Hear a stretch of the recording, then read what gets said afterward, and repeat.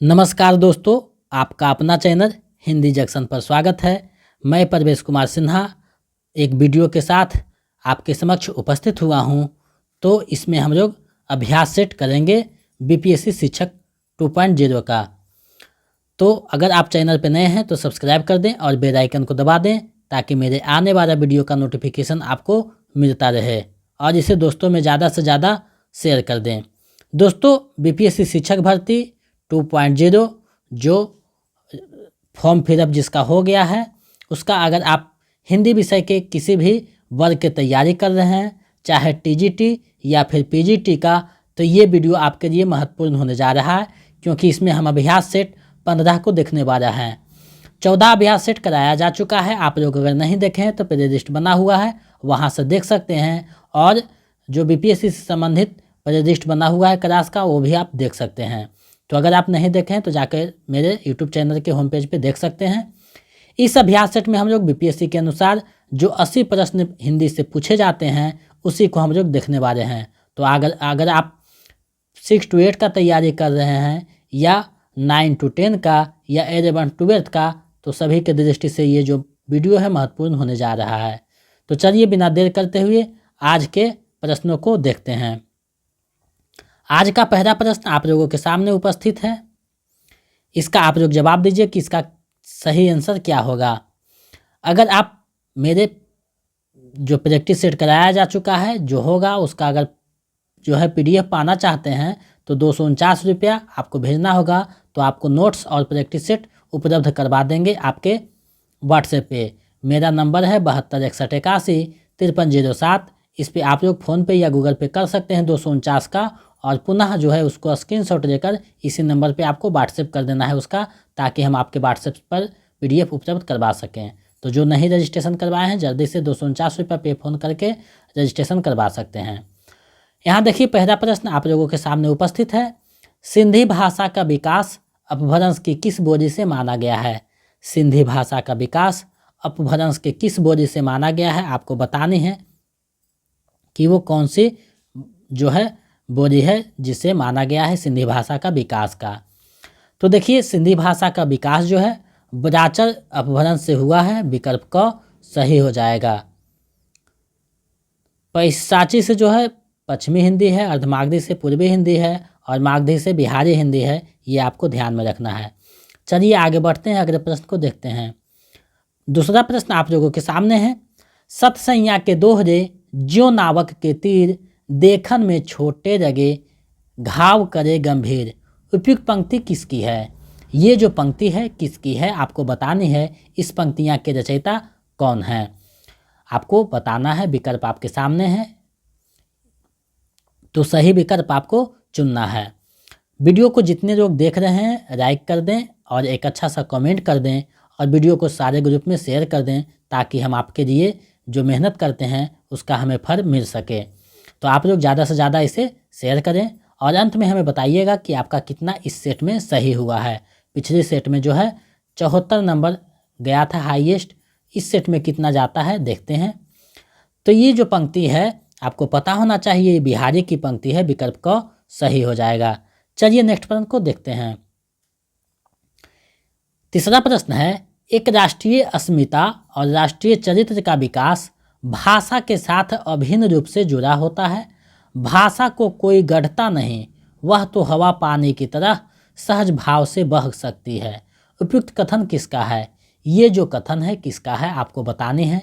ये जो पंक्तियां हैं मैंने एनसीईआरटी बुक से लिया है, तो आपको बताना है ये पंक्तियां किसकी है। तो ये जो पंक्तियां हैं अज्ञेय की पंक्तियां हैं। विकल्प क जो है सही हो जाएगा। चलिए आगे बढ़ते हैं, अगले प्रश्न को देखते हैं। इस सेट में जो है हिंदी साहित्य पे ज़्यादा फोकस किया गया है, और एससीईआरटी और एनसीईआरटी को जो है ध्यान में रखा गया है, ताकि आपका तैयारी सभी दृष्टि से महत्वपूर्ण हो सके। अब जो है 15 दिन आपके पास जो है 15 दिन क्या 10 दिन आपके पास समय है। तो 10 दिन में आप कितना करते हैं वो देख सकते हैं कि आपका स्कोरिंग कैसा है। तो ये अभ्यास सेट के बाद जो है व्याकरण कराया जाएगा 2 से 3 दिन, उसके बाद एक मैराथन दिया जाएगा, उसके बाद एग्ज़ाम आपका स्टार्ट हो जाएगा। तो 5 तारीख तक हम ये सारी चीज़ें देख लेंगे। 5 तारीख के बाद आपको जो है एक दिन छुट्टी में दिया जाएगा, उसके बाद जो है आपको एग्ज़ाम है। तो 5 तारीख तक हम सारे चीज़ें जो है ख़त्म करेंगे, उसके बाद एग्ज़ाम स्टार्ट होगा और जैसे एग्ज़ाम में प्रश्न पूछे जाएंगे उसके अनुसार जो है अगले जो एग्ज़ाम होगा उसका जो है मैराथन कराया जाएगा। बीरेन डंगवार को किस पुस्तक के लिए साहित्य अकादमी पुरस्कार दिया गया? बीरेन जो डंगवार हैं उनको किस पुस्तक के लिए साहित्य अकादमी पुरस्कार दिया गया है, आपको बताने हैं कि उनको किस पुस्तक के लिए साहित्य अकादमी पुरस्कार दिया गया है। तो देखिए, दुष्चक्र में सृष्टा के लिए उन्हें जो है 2004 में उन्हें जो है ये पुरस्कार दिया गया था। विकल्प ख सही हो जाएगा। इसी दुनिया में उनकी एक दूसरी जो है काव्य संग्रह है। और संशयात्मा जो है ज्ञानेंद्र पति का जो है काव्य संग्रह है, जिसके लिए जो है 2006 में उन्हें ज्ञान साहित्य अकादमी पुरस्कार दिया गया था। तो ये चीज़ें आपको ध्यान में रखना है। चलिए आगे बढ़ते हैं, अगले प्रश्न को देखते हैं। निम्नलिखित में से कौन सा नाटक हबीब तनवीर का है? निम्न में से कौन सा नाटक जो है हबीब तनवीर का है, आपको बतानी है। इनमें से कौन सा नाटक हबीब तनवीर का है, तो आपको बताना है। विकल्प आपके सामने है, सही विकल्पों का चयन कीजिए।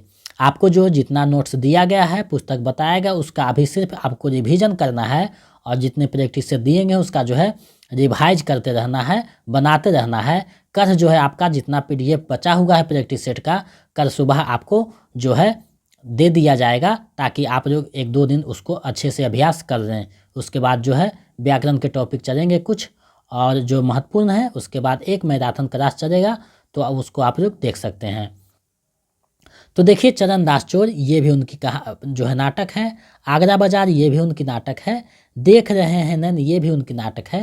तो इसका जो सही आंसर है विकल्प घ हो जाएगा, उपयुक्त में से एक से अधिक। चलिए आगे बढ़ते हैं, अगले प्रश्न को देखते हैं। तुलसीदास की किस रचना में संत महंतों के रक्षण वर्णित हैं? तुलसीदास की किस रचना में जो है संत महंतों के जो है रक्षण वर्णित हैं, आपको बताने हैं। तो देखिए, वैराग संदीपनी में संत महंतों के जो है रक्षण वर्णित है, आपको पता होना चाहिए। विकल्प ख सही हो जाएगा। चलिए आगे बढ़ते हैं, अगले प्रश्न को देखते हैं। कालीचरण किस उपन्यास का पात्र है? कालीचरण जो है किस उपन्यास का पात्र है, आपको बताने हैं। ये जो पात्र हैं किस उपन्यास के पात्र हैं, तो ये जो पात्र हैं मैरा उपन्यास के जो पात्र हैं, विकल्प ग हो जाएगा, मैरा उपन्यास के पात्र हैं। मैरा उपन्यास जो है फणीश्वरनाथ रेणु का रचना है। ये एक आंचलिक उपन्यास है जिसका प्रकाशन 1954 ईस्वी में हुआ था। झूठा सच जो है यशपाल का है और प्रति परिकथा भी इन्हीं का है। तो ये आपको ध्यान में रखना है। चलिए आगे बढ़ते हैं, अगले प्रश्न को देखते हैं। 8वां प्रश्न है, निम्न निबंधों को उनके रचनाकारों के साथ सुमेलित कीजिए। ये जो निबंध दिया गया है उसके रचनाकारों के साथ आपको सुमेलित करना है। तो यहाँ देखिए, होरी है निबंध प्रताप नारायण मिश्र का है।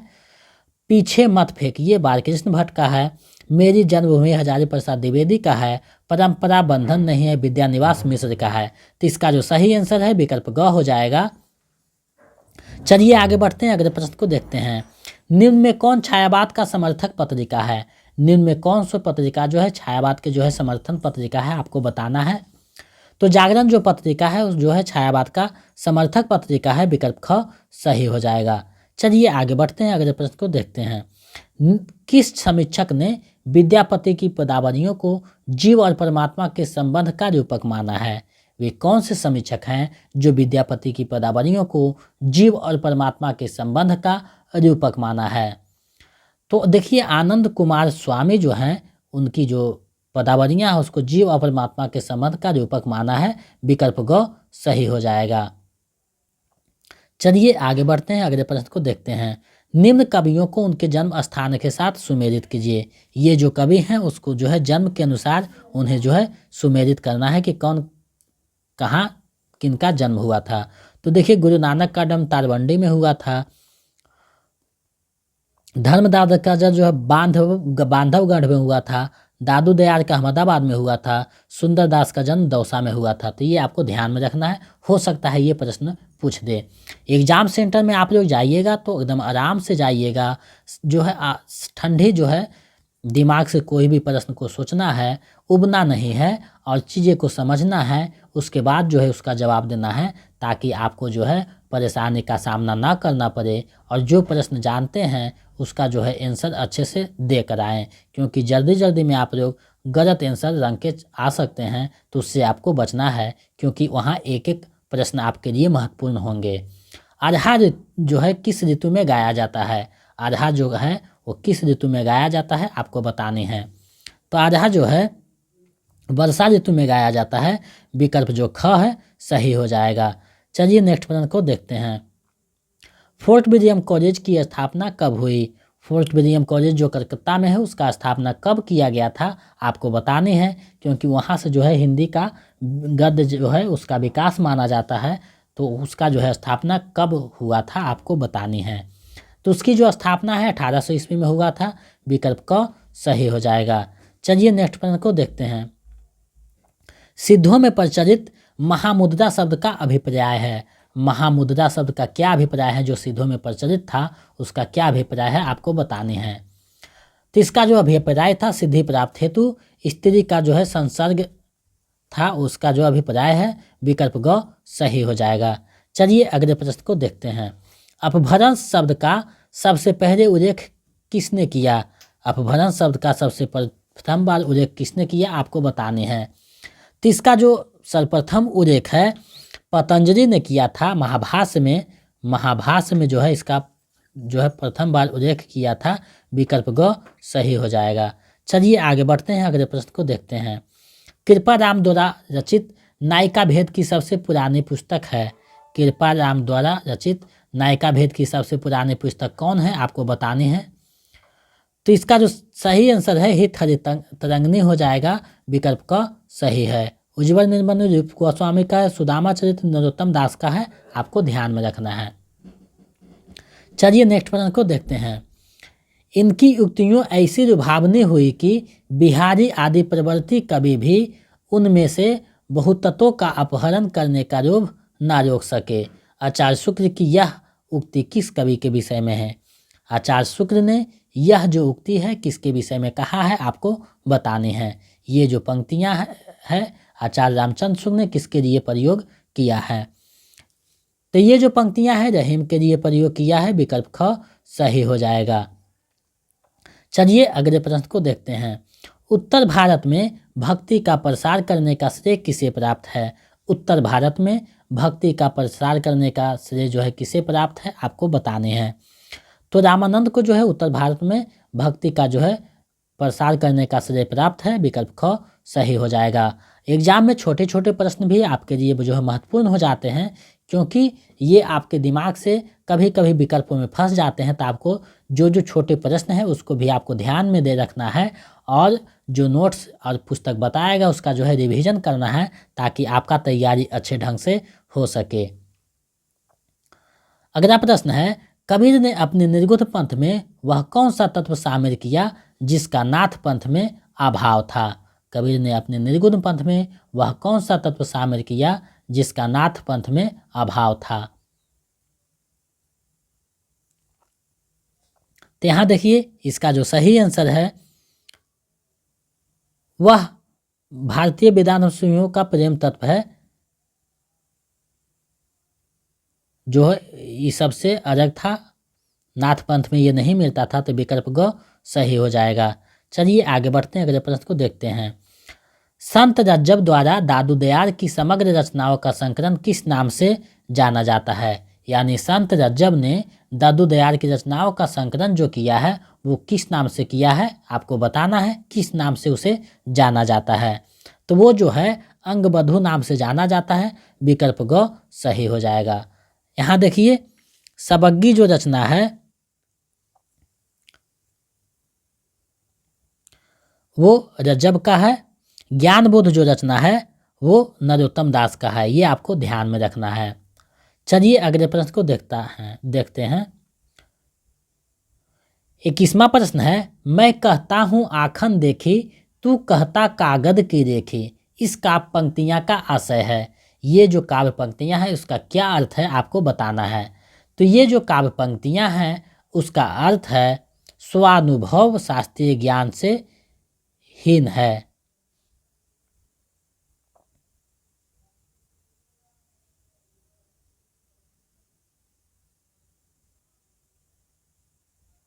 चलिए आगे बढ़ते हैं, अगले प्रश्न को देखते हैं। कबित विवेक एक नहीं मोरे, सत्य कहूँ लिखी कागद कोरे, यह विनियोक्ति किस कवि की है। ये जो पंक्तियां हैं किसकी है आपको बताना है। तो ये जो पंक्तियां हैं आपको पता होना चाहिए, तुलसीदास की पंक्तियां हैं। विकल्प ग सही हो जाएगा। चलिए आगे बढ़ते हैं। आप लोग वीडियो को शेयर करते रहिए और जो है अंत में बताइएगा कि आपका कितना सही हो रहा है। तुलसीदास की किस रचना का संबंध ज्योतिष से है। किस रचना का जो है संबंध ज्योतिष से है आपको बताने हैं। तो इसका जो सही आंसर हो जाएगा रामज्ञा प्रश्न या रामज्ञा प्रश्नावली हो जाएगा। विकल्प ख सही है। चलिए आगे बढ़ते हैं, अगले प्रश्न को देखते हैं। बिहारी ने अभी अपने काव्य में किस छंद को अपनाया है, यानी किस छंद को अपनाकर अपने काव्य की रचना किया है आपको बताने हैं। तो दोहा को अपनाकर जो है बिहारी ने अपनी जो है काव्य में रचना किया है। विकल्प ख सही हो जाएगा। चलिए आगे बढ़ते हैं, अगले प्रश्न को देखते हैं। कुंदन को रंग फीका रगे, झरके अति अंगन चारु गुराई, यह पंक्ति किसकी है। यह जो पंक्ति है किसकी है आपको बतानी है। तो ये जो पंक्तियां हैं मतीराम की है। विकल्प क सही हो जाएगा। चलिए नेक्स्ट प्रश्न को देखते हैं। तात्विक दृष्टि से ना तो वह इन्हें अद्वैतवादी कह सकते हैं और ना एकेश्वरवादी। कबीर से संबंधित यह विचार किसका है, यानी कबीर के संबंध में यह विचार किसका है आपको बताने हैं। तो ये जो विचार है रामचंद्र शुक्ल का है। विकल्प को सही हो जाएगा। चलिए नेक्स्ट प्रश्न को देखते हैं। नाटकों और नाट्य शैलियों के साथ सुमेलित कीजिए, यानी ये जो नाटक है उसके नाट्य शैली के साथ आपको सुमेलित करना है। इस तरीका के प्रश्न पिछले बार बीपीएससी पीजीटी में देखने को मिला था, तो हमें लगता है ये प्रश्न आपके लिए बहुत ही ज़्यादा महत्वपूर्ण होने जा रहा है। तो देखिए अंधेर नगरी जो है प्रहसन है, ये आपको ध्यान में रखना है। ध्रुव स्वामी जो है समस्या मूलक नाटक है। आगरा बाजार जो है लोकनाट्य शैली में लिखा गया है। अंधा युग जो है गीति नाट्य है। तो देख लीजिए इसका कौन सा सही होगा। तो इसका जो सही आंसर है विकल्प ग हो जाएगा। चलिए आगे बढ़ते हैं, अगले प्रश्न को देखते हैं। यहाँ देखिए अंधेर नगरी भारतेंदु का है, ध्रुव स्वामी जयशंकर प्रसाद का, आगरा बाजार जो है हबीब तनवीर का है, अंधा युग जो है धर्मवीर भारती का है। तो ये आपको ध्यान में रखना है। चलिए नेक्स्ट प्रश्न को देखते हैं। रीतिकालीन आचार्यों की 3 श्रेणियों में शामिल है। कौन कौन जो है 3 श्रेणियों में शामिल है आपको बताना है। तो उद्भावक आचार्य भी बिल्कुल सही है, व्याख्याता आचार्य, कवि शिक्षक, ये तीनों जो है शामिल है, आपको पता होना चाहिए। चलिए नेक्स्ट प्रश्न को देखते हैं। इनमें असंगत है, कौन सा असंगत है आपको बताना है। शकुंतला नाटक के रचनाकार नेवाज हैं, बिल्कुल सही है। गीति संग्रह रसनिधि का है, ये भी सही है। अलंकार गंगा श्रीपति का है, ये भी सही है। तो इसका जो सही आंसर हो जाएगा विकल्प ग हो जाएगा। उपयुक्त में से कोई नहीं, क्योंकि सारी जो रचनाएं हैं सही सुमेलित किया हुआ है। चलिए नेक्स्ट प्रश्न को देखते हैं। ऋतु वर्णन तो इनके जैसा और किसी श्रृंगारी कवि ने नहीं किया है। आचार्य रामचंद्र शुक्ल का यह कथन किस कवि के लिए है। रामचंद्र शुक्ल का जो यह कथन है किसके लिए है आपको बताने हैं। तो यह जो कथन है सेनापति के लिए लिखते हैं। विकल्प ख सही हो जाएगा। पद्माकर जो है पर्व त्योहार का वर्णन करते हैं, ये आपको पता होना चाहिए। चलिए नेक्स्ट प्रश्न को देखते हैं। वे पूर्वीपन की परवाह न करके अपने वैश्वार्य की ग्राम्य कहावतें और शब्द भी बेधड़क रख दिया करते थे। शुक्र जी की इन पंक्तियों का संबंध किससे है। शुक्र जी का ये पंक्तियां जो है उसका संबंध किससे है आपको बतानी है। तो इसका जो संबंध है प्रताप नारायण मिश्र से है। विकल्प ग सही हो जाएगा। चलिए अगले प्रश्न को देखते हैं। मेरी समझ में नई शैली में भाव नहीं भावों की छाया पाई जाती थी, जिन्हें पकड़कर हृदयंगम करने में कठिनाई होती थी। इस छायावादिता से ही मैंने छायावाद शब्द बनाया था। यह कथन किस आलोचक का है। यह जो कथन है किस आलोचक का है आपको बताने हैं। तो इसका जो सही आंसर है मुटुकधर पांडे हो जाएगा। विकल्प ग सही हो जाएगा। चलिए नेक्स्ट प्रश्न को देखते हैं। कल जो है बहुत ज़्यादा हम बिजी थे, क्योंकि मेरा जो है कविता संग्रह हिंदी जिंदगी के लम्हे जो 54 कविता को संग्रह है उसका जो है विमोचन करवाया जा रहा था, तो उसी में हम बिजी थे, इसलिए नहीं प्रैक्टिस सेट डाल पाए। इसके लिए हम आपसे क्षमा प्रार्थी हैं। आज जो है आपका 15 सेट हो गया है। कल से जो है व्याकरण के लगभग 5 से 7 जो महत्वपूर्ण टॉपिक है उसको देखेंगे और अंत में लगभग 3 से 4 को जो है एक मैराथन क्लास व्याकरण का, एक हिंदी का देख लेंगे ताकि आपको चीज़ें समझ में आ सके और रिवीजन हो सके। रसायन शब्द ही आगे आकर रासो हो गया। रासो काव्य के संदर्भ में यह किसने माना है? रासो काव्य के संबंध में यह किसने माना है आपको बताने हैं। तो ये जो है रामचंद्र शुक्ल मानते हैं, विकल्प क सही हो जाएगा। चलिए नेक्स्ट प्रश्न को देखते हैं। किस आलोचक ने सरस्वती पत्रिका को 20वीं शताब्दी के प्रारंभिक काल का विश्वकोश कहा है? किस आलोचक ने सरस्वती पत्रिका को 20वीं शताब्दी के प्रारंभिक काल का विश्वकोश कहा है आपको बतानी है। इसका जो है सही आंसर कौन सा होगा? तो इसका जो सही आंसर है रामचंद्र शुक्ल ने कहा है, विकल्प क सही हो जाएगा। चलिए नेक्स्ट प्रश्न को देखते हैं। भारतीय संविधान के किस अनुच्छेद में भाषाई अल्पसंख्यकों के लिए विशेष प्रावधान है? यानी कौन से अनुच्छेद है जिसमें भाषाई जो अल्पसंख्यक पाए जाते हैं उनके लिए जो है विशेष प्रावधान किया गया है? तो इसका जो संबंध है अनुच्छेद 350 से है, विकल्प ग सही हो जाएगा। चलिए आगे बढ़ते हैं, अगले प्रश्न को देखते हैं।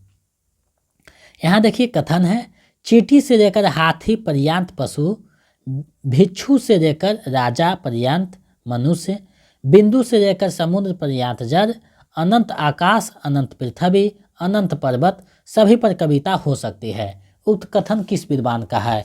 ये जो कथन है किस विद्वान का है आपको बताने हैं। तो ये जो कथन है महावीर प्रसाद द्विवेदी का है, विकल्प ख सही हो जाएगा। ये जब सरस्वती पत्रिका का संपादन कर रहे थे तो हिंदी को बहुत तरीका से सुधारने का प्रयास किया है, इनकी भूमिका अहम है। चलिए आगे बढ़ते हैं, अगले प्रश्न को देखते हैं। सबका निचोड़ देकर तुम सुख से सुखे जीवन में, बरसों प्रभात हिम कंसा आंसू इस विश्व सदन में। प्रस्तुत पंक्तियां किसकी है? ये जो पंक्तियां हैं किसकी है आपको बताने हैं। तो ये जो पंक्तियां हैं जयशंकर प्रसाद की है, विकल्प क सही हो जाएगा। चलिए आगे बढ़ते हैं, अगले प्रश्न को देखते हैं। किसकी कविताएं स्वाधीन भारत का दस्तावेज था? किसकी कविताएं स्वाधीन भारत का इस्पाती दस्तावेज है आपको बतानी है कि वे कौन से कवि हैं जिनकी कविताएं स्वाधीन भारत का इस्पाती दस्तावेज है। तो यहाँ देखिए मुक्तिबोध की जो कविताएं हैं स्वाधीन भारत के इस्पाती दस्तावेज कहलाते हैं, विकल्प ग सही हो जाएगा। चलिए आगे बढ़ते हैं। ज्ञानपीठ पुरस्कार विजेता को उनके पुस्तकों के साथ सुमेलित कीजिए। यानी कौन से जो रचनाकार है उनके कौन से पुस्तक के लिए ज्ञानपीठ पुरस्कार मिला था, ये आपको मैदान करना है। तो देखिए दिनकर को उर्वशी के लिए मिला था, पंत को चिदम्बरा के लिए, महादेवी वर्मा को यामा के लिए, यज्ञ को कितनी नावों में कितनी बार के लिए। तो ये देखिए कौन सा सही होगा, विकल्प ख सही हो जाएगा। ये आपको ध्यान में रखना है। चलिए आगे बढ़ते हैं। कविता में रघुमानव की प्रतिष्ठा किसने की है? कविता में रघुमानव की प्रतिष्ठा किसने की है आपको बताने हैं कि वो कौन से समीक्षक हैं जो कविता में रघुमानव की प्रतिष्ठा की है। तो यहाँ देखिए विजयेंद्र नारायण शाही है, उसने रघुमानव की प्रतिष्ठा की है कविता में, विकल्प ग सही हो जाएगा। चलिए अगले प्रश्न को देखते हैं। नाटक जारी है काव्य संग्रह के रचयिता हैं? नाटक जारी है काव्य संग्रह के रचयिता कौन है आपको बताने हैं। तो इसका जो सही आंसर हो जाएगा लीलाधर जागुरी हैं, विकल्प ग सही हो जाएगा। चलिए आगे बढ़ते हैं, अगले प्रश्न को देखते हैं। असंगत को छाटिए, कौन सा असंगत है उसको छाटना है। तो यहाँ देखिए राजचंद्रिका जरूरार का है, प्रेम सागर भी उनका है, नचिकेतोपाख्यान भी सदर मिश्र का है। तो यहाँ देखिए सभी सही है, तो इसका जो सही आंसर है विकल्प अंग हो जाएगा। उपयुक्त में से कोई भी असंगत नहीं है। चलिए नेक्स्ट प्रश्न को देखते हैं।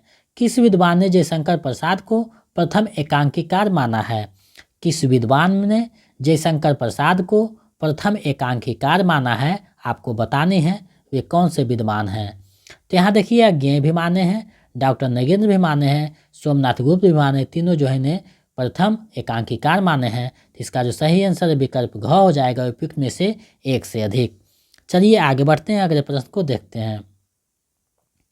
जहाँ न धर्म न बुद्धि नहीं नीति न सुजन समाज, ए ऐसा ही अपुही नसै जैसे चौपट राज। अंधेर नगरी में यह काव्य पंक्ति किसकी है? यह जो काव्य पंक्ति है किसकी है आपको बताना है। तो ये जो काव्य पंक्तियाँ हैं महंत जी का है, विकल्प ख सही हो जाएगा, क्योंकि वे जब देखते हैं कि एक बराबर सब जगह है, टके सिर भाजी टके सिर खा जा, तो कहते हैं ये पंक्ति और यहाँ से चले जाते हैं। चलिए अगले प्रश्न को देखते हैं। इनमें गौतम बुद्ध के आख्यान पर आधारित नाटक है। कौन सा नाटक जो है गौतम बुद्ध के आख्यान पर आधारित है? तो देखिए यहाँ हरिओं के राजहंस जो है उनके आख्यान पे आधारित है गौतम बुद्ध के, विकल्प ग सही हो जाएगा।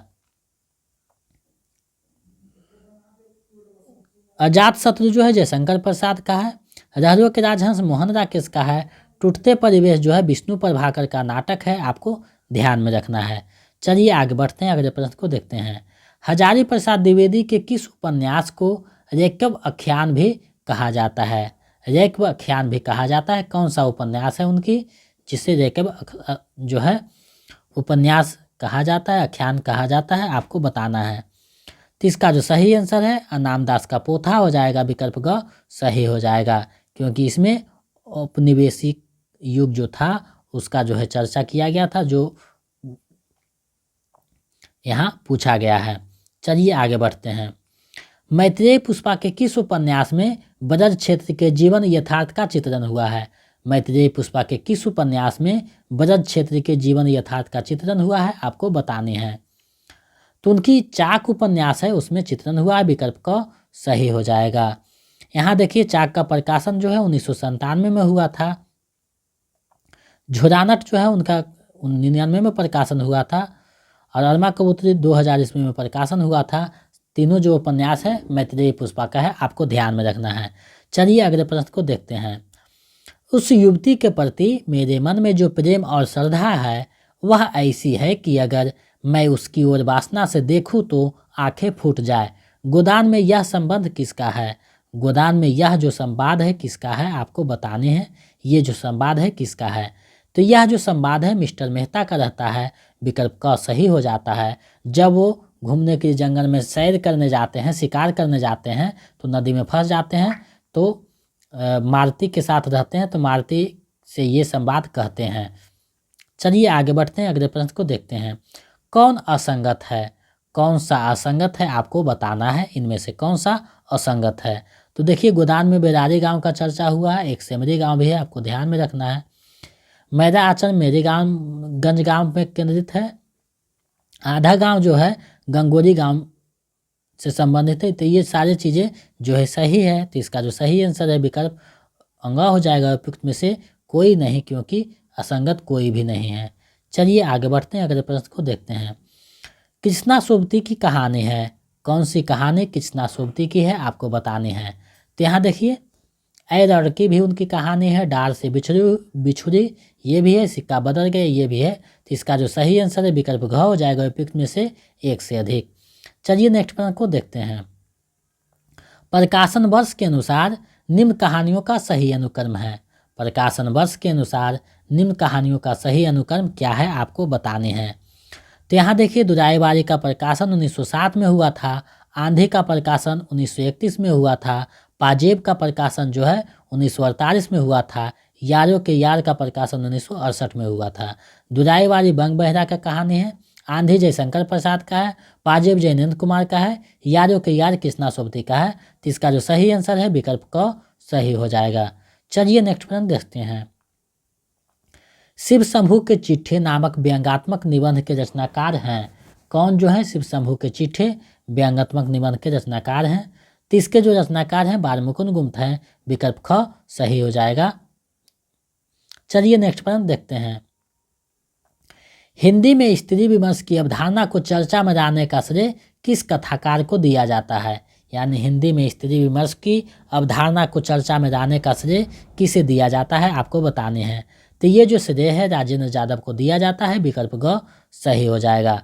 चलिए अगले प्रश्न को देखते हैं। सुधा चौहान द्वारा लिखित जीवनी मेरा तेज से तेज किसकी है?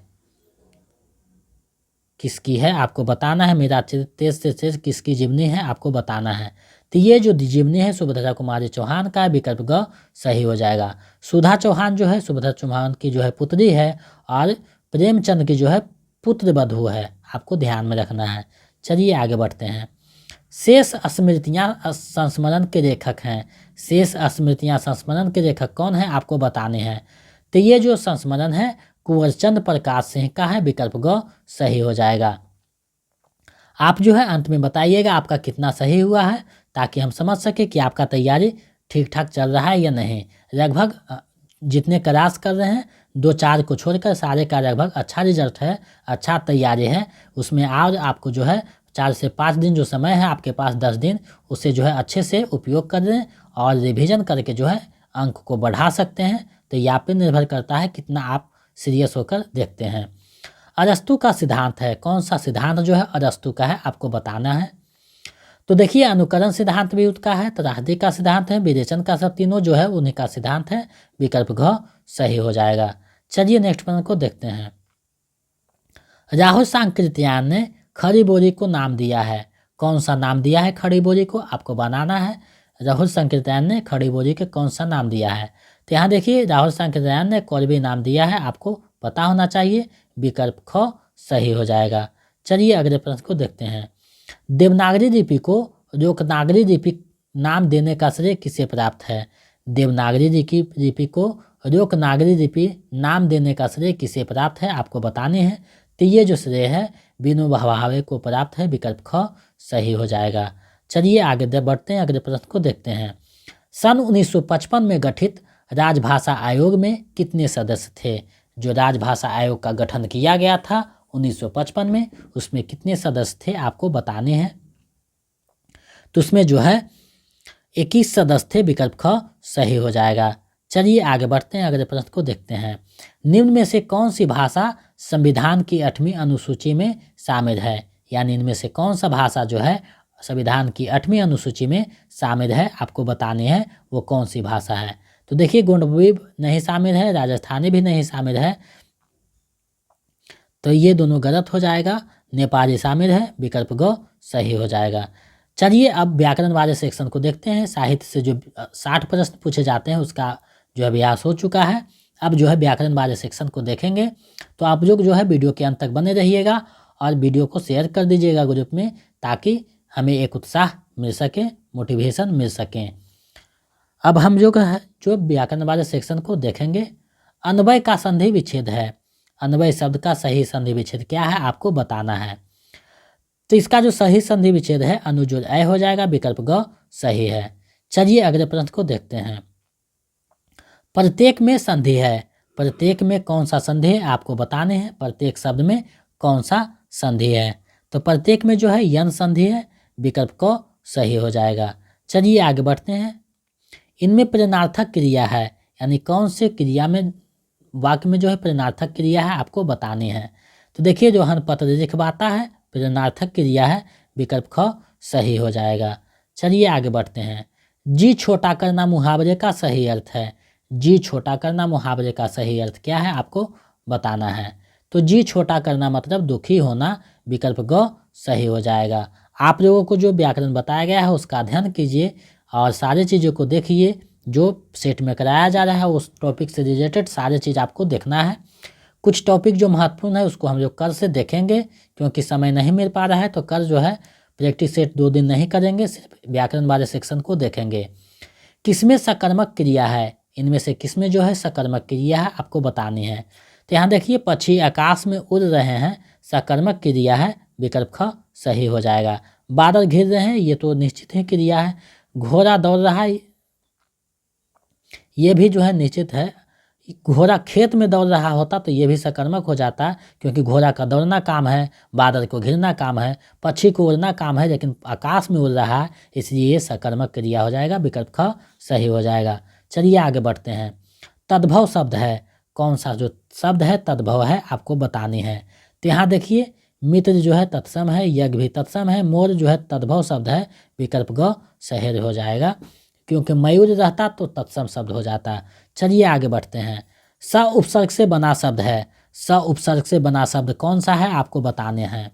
तो यहाँ देखिए साहित्य, स्वदास, सोदाहरण सारे जो हैं स उपसर्ग से बने हैं, विकल्प घ सही हो जाएगा।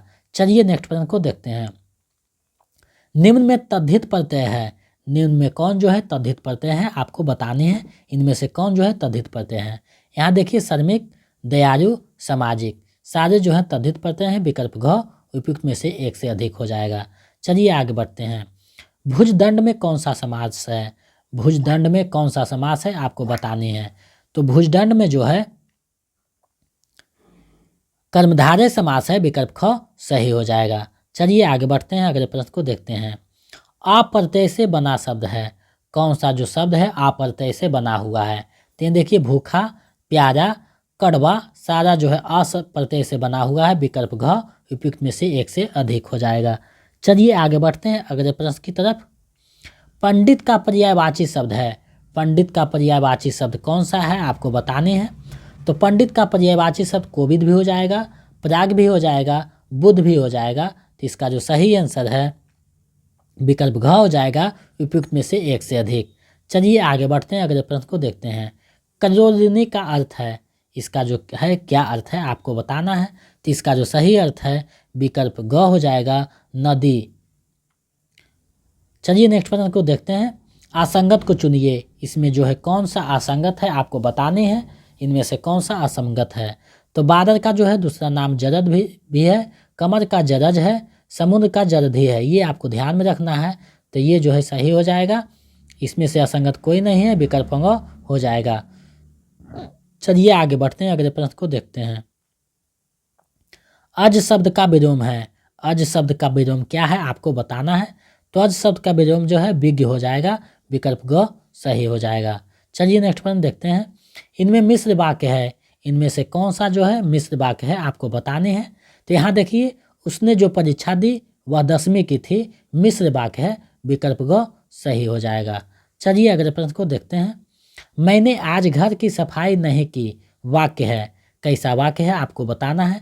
तो यहाँ देखिए नहीं की निषेधात्मक वाक्य है। विकल्प ग सही हो जाएगा।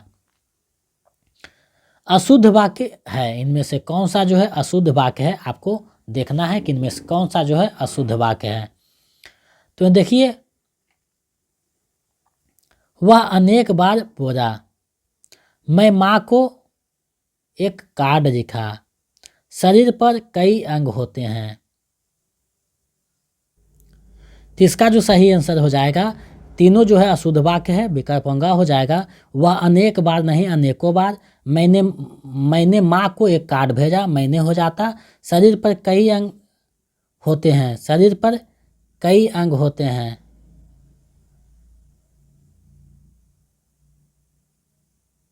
तो शरीर पर नहीं, शरीर में कई अंग होते हैं, ये तो सारे अशुद्ध हैं।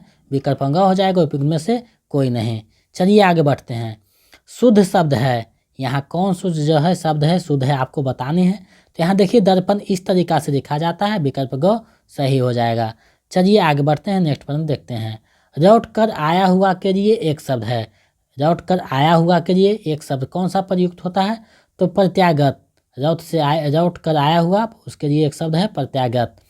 चलिए नेक्स्ट प्रश्न देखते हैं। स्वर संधि के कितने भेद हैं। स्वर संधि के कितने भेद होते हैं आपको बताना है। तो स्वर संधि के 5 भेद होते हैं, आपको पता होना चाहिए। विकल्प क सही हो जाएगा। तो इस सेट में आपका कितना सही हुआ है हमें कमेंट करके बताइए, ताकि हम समझ सके कि आपका तैयारी कैसा है। और जितना आपका जो है दिया गया है पीडीएफ उसका जो है रिवीजन करें। जिसके पास पीडीएफ नहीं है वीडियो देखें, 1-2 बार देखने से आपको चीज़ें स्पष्ट हो जाएगी। और प्रैक्टिस सेट जो है उसको भी 1-2 बार देखें तो चीज़ें स्पष्ट हो जाएगी। और किताब जो आपके है उसका जो है अभ्यास करते रहें, क्योंकि समय अब बहुत कम है।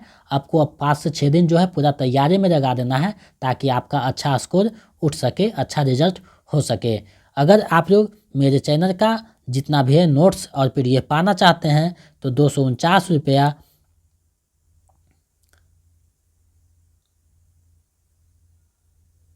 हमारे नंबर पे आपको भेजना है। 249 रुपया